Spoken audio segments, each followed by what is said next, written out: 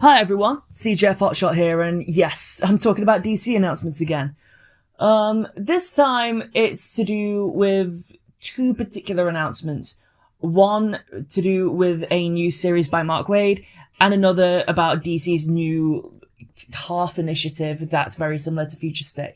But I won't go too much into the second one, and only go to the ones that affect the books that I'm reading, because I'm very selective in the news that I choose to put out.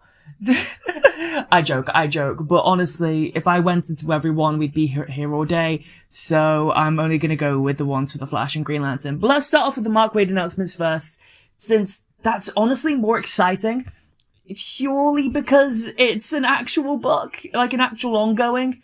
So yeah, let's talk about Mark Waid's Teen Titans. Starting off with World's Finest Teen Titans by Emanuela Lupacchino. I'm probably gonna butch that name up, and I probably already have, so to save that, it's a Mark Waid book, right? So Mark Waid and Dan Mora have, of course, worked on World's Finest Batman and Superman, also known as just straight up World's Finest, but now we have to separate them. That's a bit annoying, but don't worry about that. And Mark Waid and Dan Mora are also working on a new Captain Marvel book at the same time that they're working on World's Finest. Which means the new World's Finest book, because apparently World's Finest is kind of like an imprint line, like Wonder Comics or the new Golden Age with Jeff Johns. The new World's Finest series, which takes place in a Bronze Age type nebula, where it's just like, it's canon, it's just a story you haven't seen before, is World's Finest Teen Titans, featuring the Fab Five and Bumblebee. So it's the Super Six, the Serious Six. I'm kidding. The Teen Titans, but before the famous ones, like before Corey and Cyborg.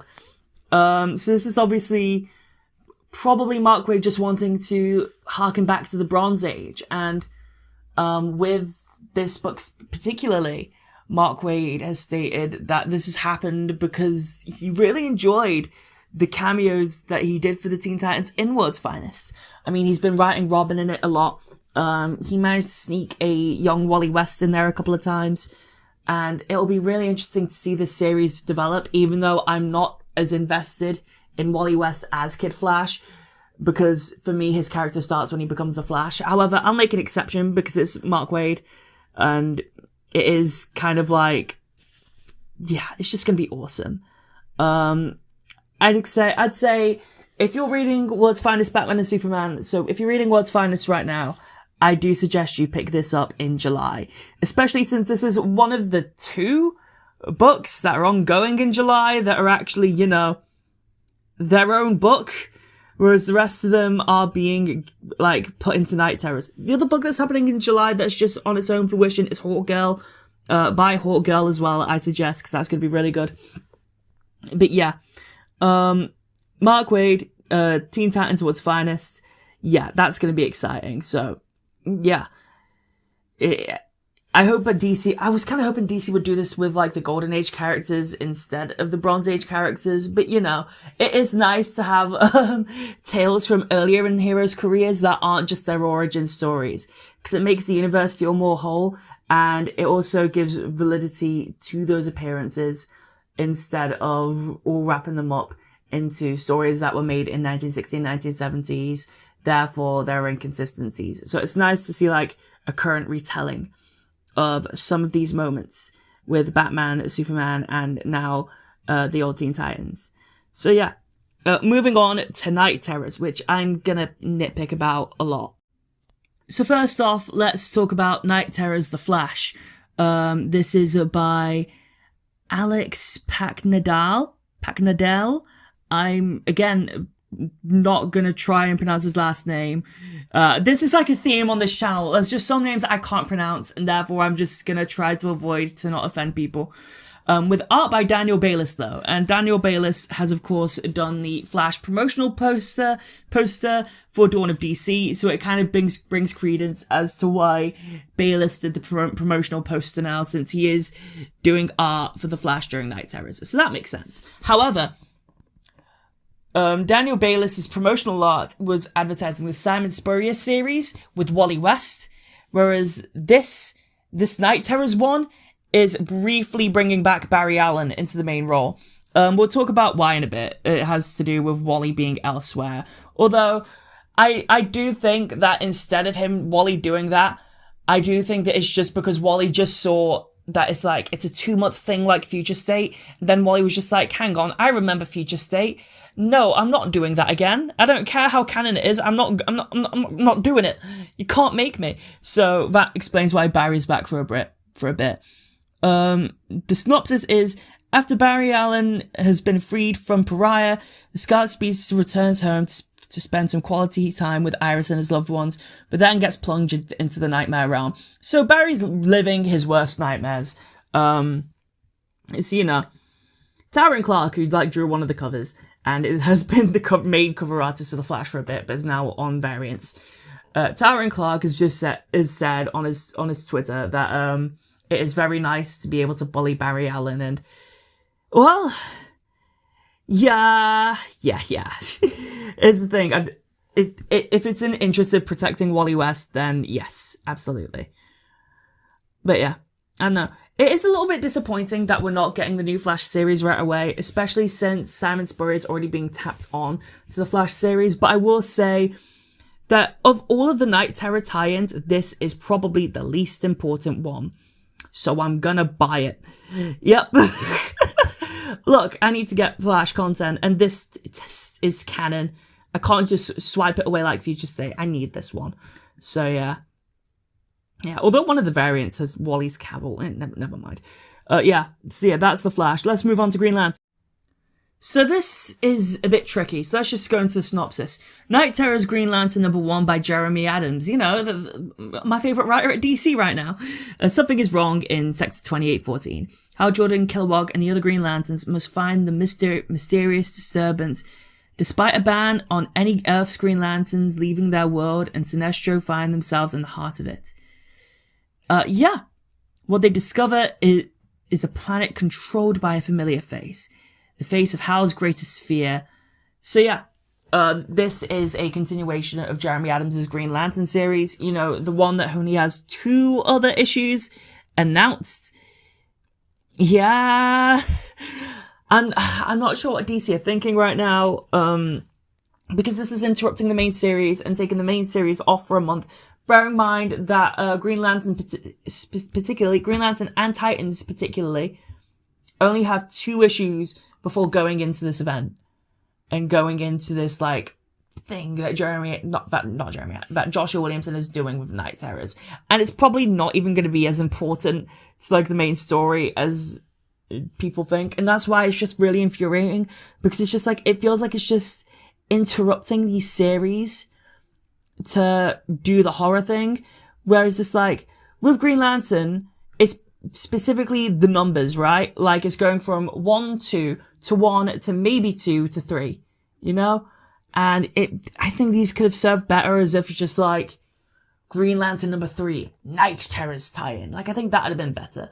The Flash might have been a different situation. I don't know, but particularly with Green Lantern and Titans, absolutely. This could have been a chance to bump up sales in a clean way instead of a messy way, where it just confuses the numbers. But yeah, still by Jeremy Adams though, so you're still getting the same story, and apparently it's going to be important. So yeah, it's exciting. I am excited for the issue, just not as excited as the regular Green Lantern issues, because I'm a prick that doesn't like event books. I feel so cynical, I can't help that. It's just awkward.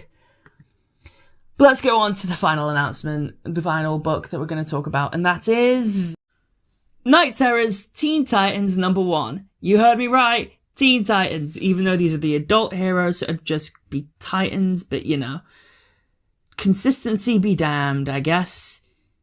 This isn't even by Tom Taylor, which could be a blessing or a curse. This is by Andrew Constett. After plummeting into the nightmare realm, the remaining members of the Titans come face to face with a dream turned reality.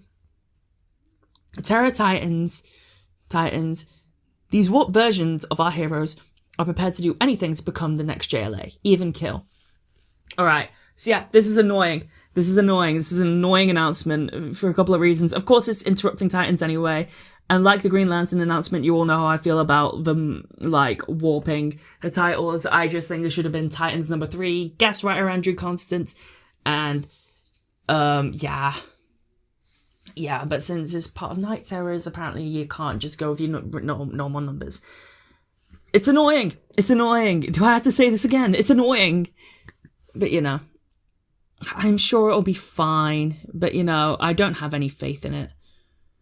Also, I'm not a fan of it going into horror book. Like, I'm not a fan of all these books delving into horror. I said this about The Flash a while ago, because The Flash is becoming a cosmic horror book even after Night Terrors. So, with all these books, I don't think that Titans suits horror unless you're doing it with Raven. I don't think The Flash suits horror.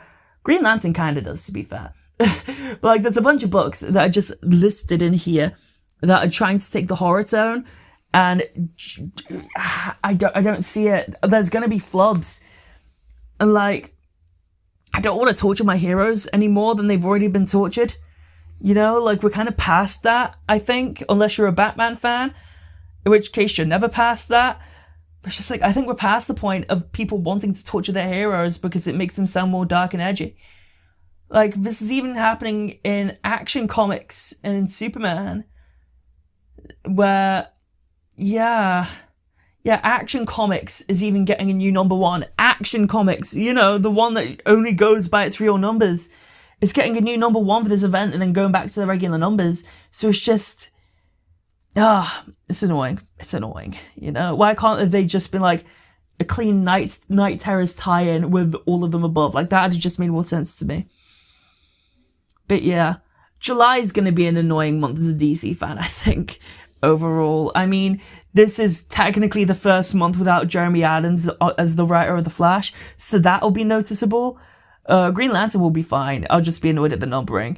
And Titans will be a mess. Yeah. But, you know, if you want to read just regular ongoings, you can skip some of these. Although I do say, if it has the creative team of the regular book on them, I say get them, because they're gonna be important. But if it's just someone else, you can skip it. Like, you could skip the Flash issue and you could skip Titans, I'd say. But don't skip Action Comics if you're reading Action Comics, and don't skip Green Lantern if you're reading Green Lantern. But yeah, that's my thoughts. If you're excited for World's Finest Teen Titans, awesome. If you're excited for Hawkgirl, awesome. If you're excited for just more World's Finest in general, awesome.